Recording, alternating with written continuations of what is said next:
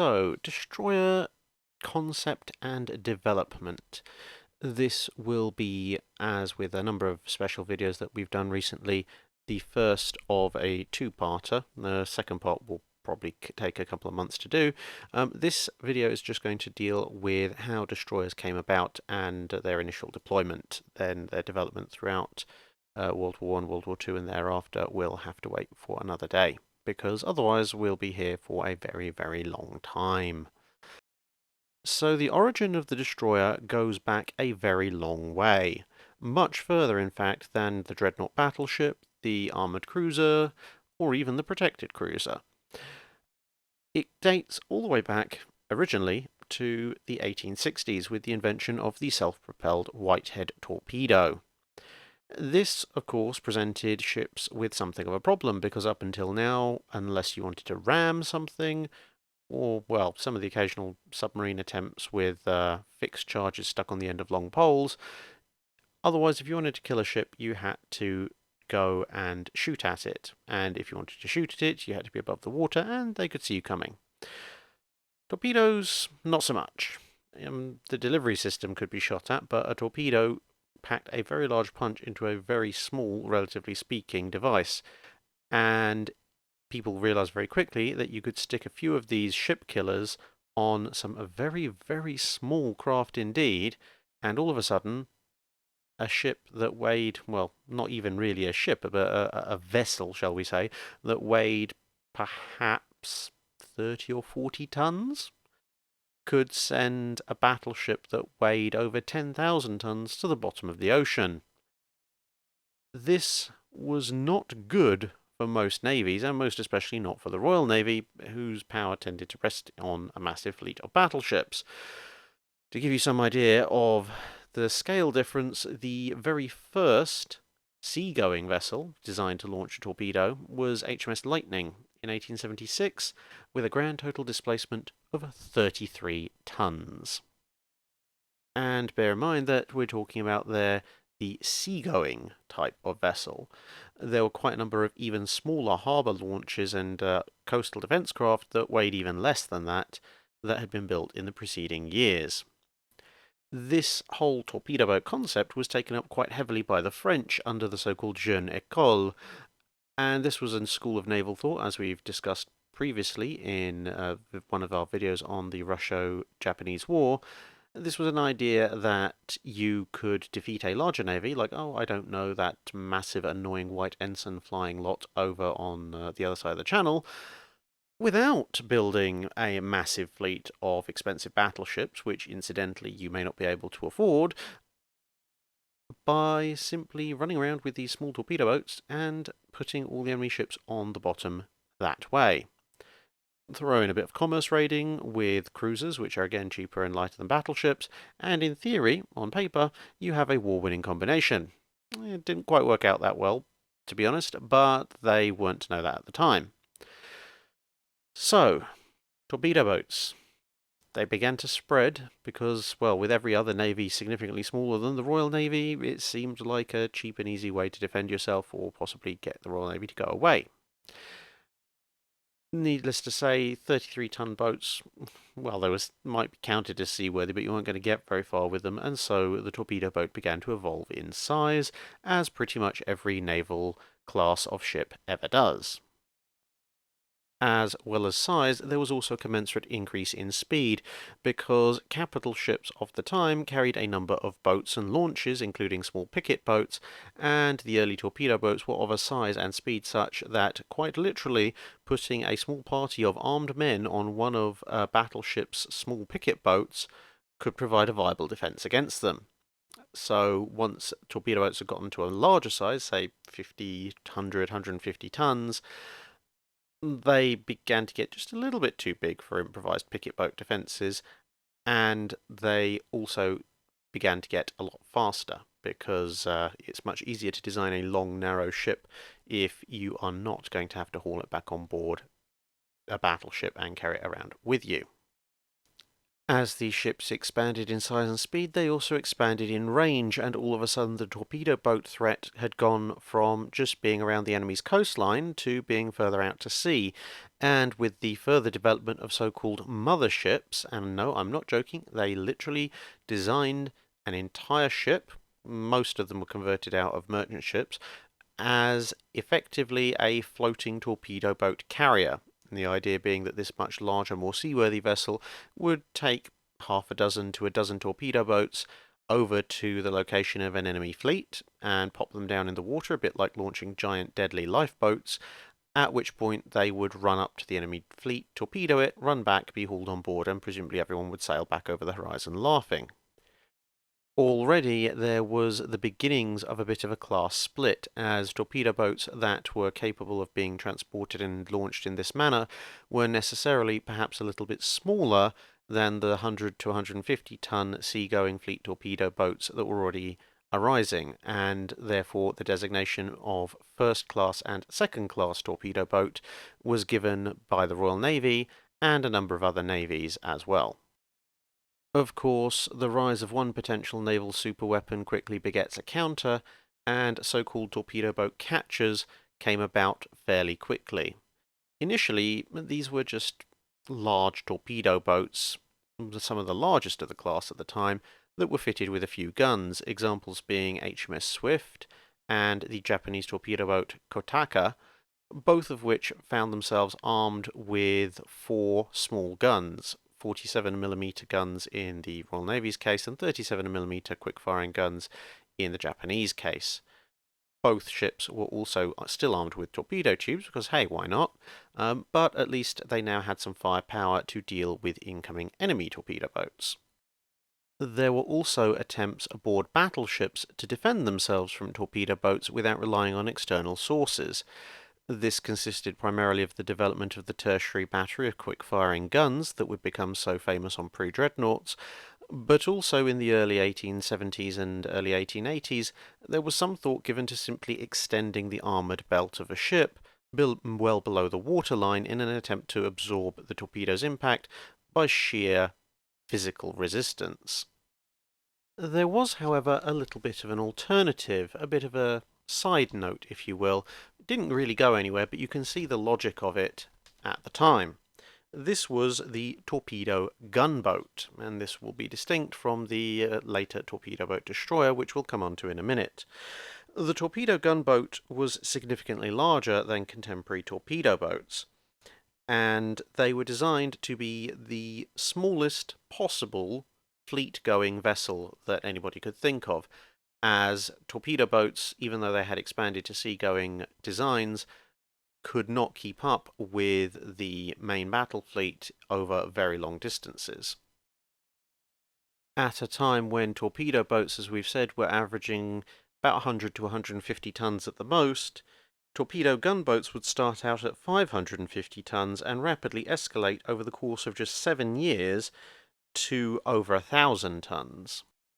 The design of the first of these torpedo gunboats, HMS Rattlesnake, was largely derived from the experimental torpedo cruiser HMS Scout, although it was about a third of the displacement.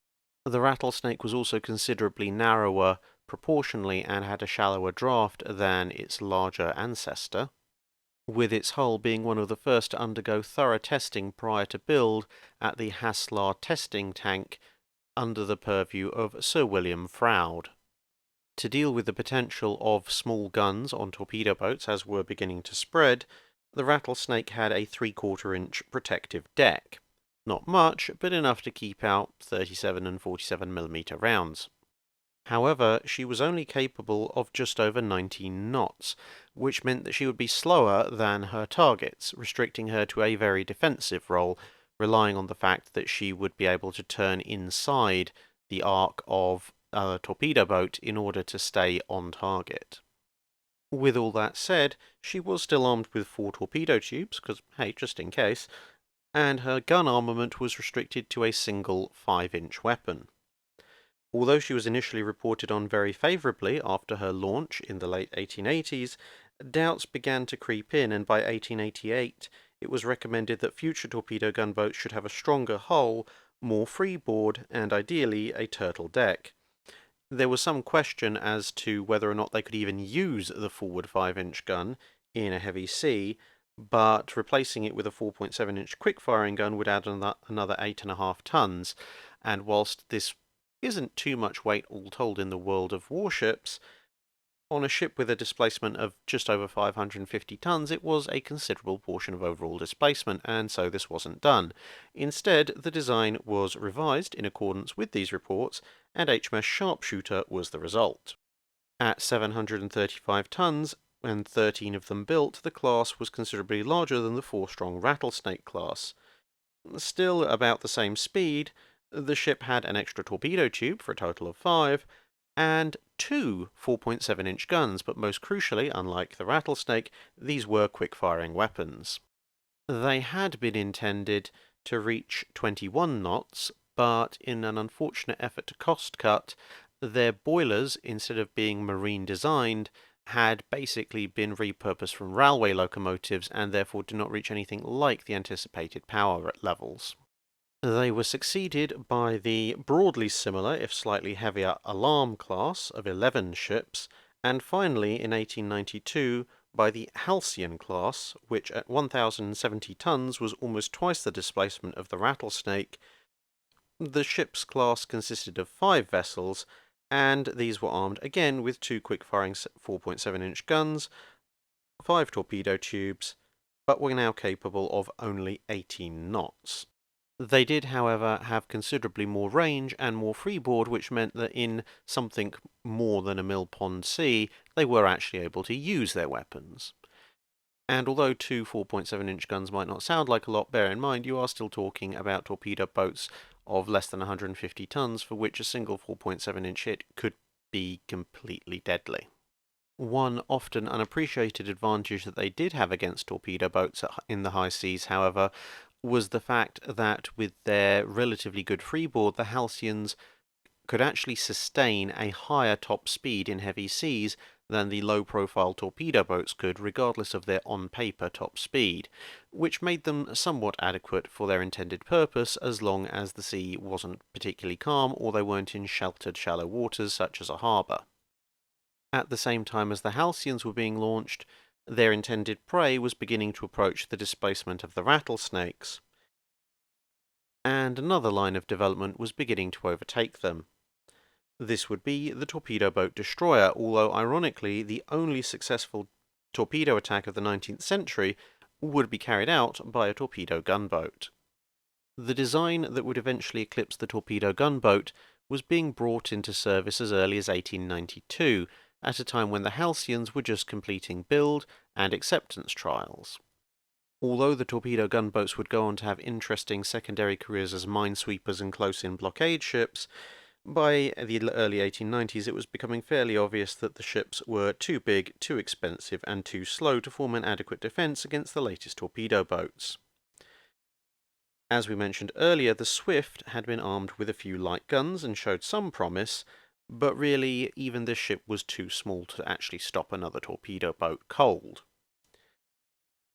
The controller, who was in charge of Royal Navy designs, and whose name will be relatively familiar to us as a certain Jackie Fisher, saw the solution and went and talked to Yarrow and Thornycroft, who at the time were the 2 leading developers of boilers and small attack craft. He called for the torpedo boat destroyer. The initial torpedo boat destroyer was 275 to 280 tons in displacement, had a speed of 26 knots, an armament of 1 12-pounder and 3 6-pounder guns, and of course 3 18-inch torpedo tubes, because, as we've said before, whilst you're mixing up with the torpedo boats, you might as well take the opportunity to have a few pot shots at the enemy. After 6 boats were built, the speed was increased to 27 knots, the bow torpedo tube was omitted, and instead 2 extra 6-pounder guns were added. An obsession with speed began to take hold, and along with the fact that they were relatively small and therefore quick and easy to produce, vast numbers of them began to hit the water. In total, 111 such craft would be built over the next few years, starting with the 6 original 26-knot ships, followed by 36 27-knot ships, 66 30-knot ships, and 3 special 33-knot ships, although these ships generally failed to achieve this maximum speed in anything like realistic circumstances. These early torpedo boat destroyers, however, were something of an overcommitment. Their machinery was very unreliable, their seakeeping was appalling, and their hulls were often barely strong enough. It was not unknown for a torpedo boat destroyer racing around quite happily to actually break itself in half by simply smashing into the waves a little bit too hard. A number of these losses happened apparently suddenly during activities which the ship had been undertaking for several months, if not years, prior. This was due to what was at the time the relatively little-known field of metal fatigue, where the ships slamming into the waves at high speeds repeatedly had gradually stressed the hull and allowed microcracks to propagate until one day there were just enough of them that the next big impact would just snap the ship. An example of these limitations can be read from the fact that in 1901 a naval committee asked officers to describe the differences in the behaviour of a destroyer in a fairly heavy head sea at speeds of 17, 15, 10 and 8 knots respectively. Now you might immediately take away from that these speeds are a lot lower than their ostensible 25 plus knot speeds. And that was because, well, in a fairly heavy head sea, which was defined as waves of about 6 to 7 feet, which a battleship wouldn't have any problem with, most destroyer captains would not take their ships above 17 knots, and very few had even gone that quickly.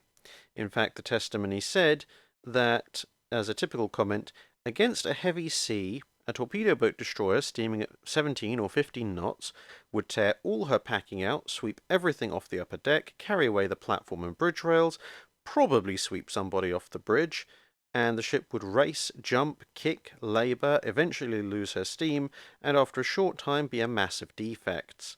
At 10 knots she would be wet, and at 8 knots fairly comfortable.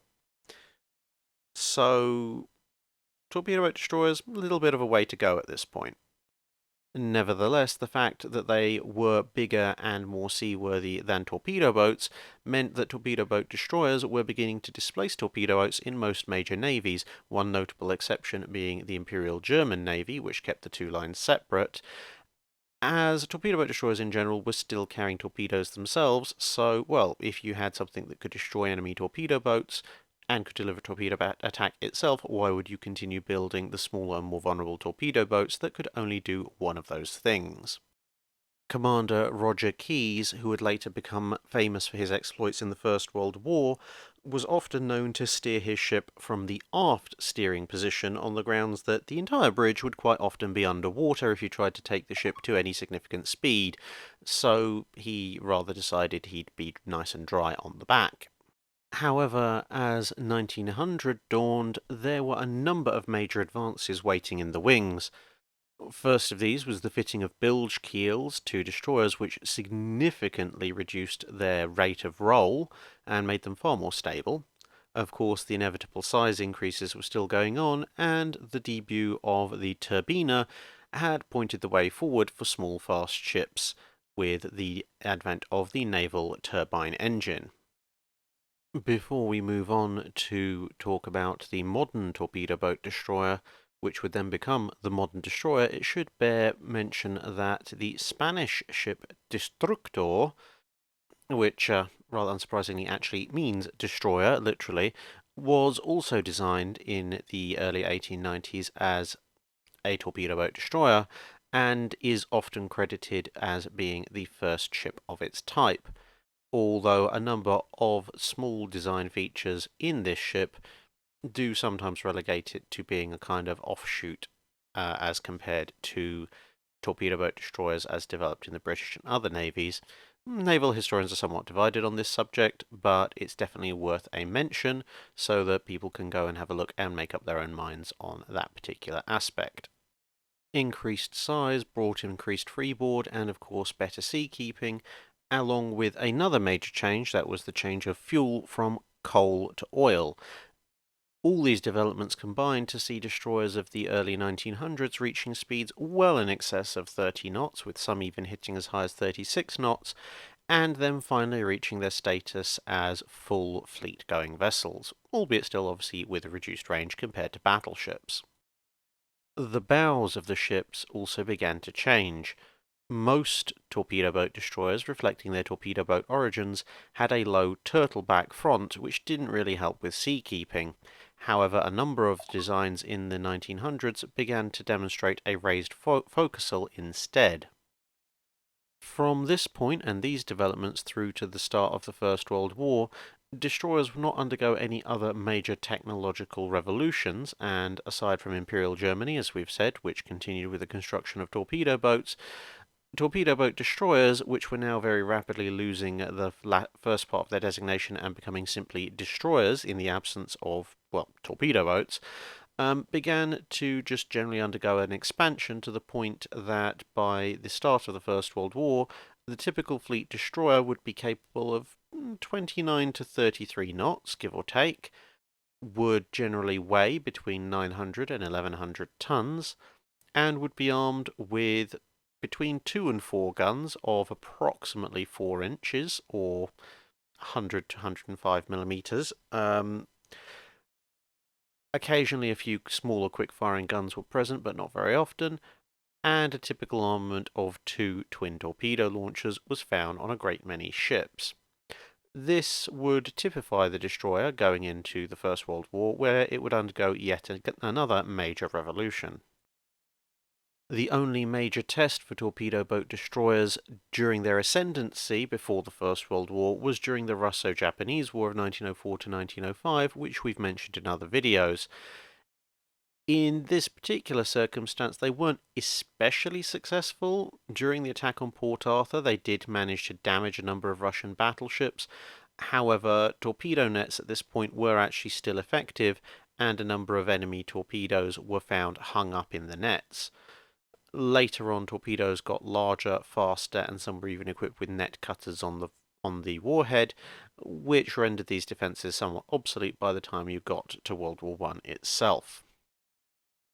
This would, however, also be the end of the destroyer in its simple torpedo attack and gunboat role, as the destroyer would then go on to take on many other roles for which it would quite often be used in future conflicts, almost to the exclusion of its original purpose.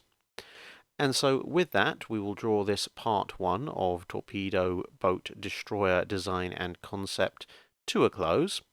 The next section, whenever that goes up, will cover the use of destroyers in World War I and the interwar period, and then we'll take a look at World War II and the post-war period as a part 3. Hope you've all enjoyed this. Thank you very much for listening, and I'll see you in the next video. That's it for this video. Thanks for watching. If you have a comment or suggestion for a ship to review, let us know in the comments below. Don't forget to comment on the pinned post for dry dock questions.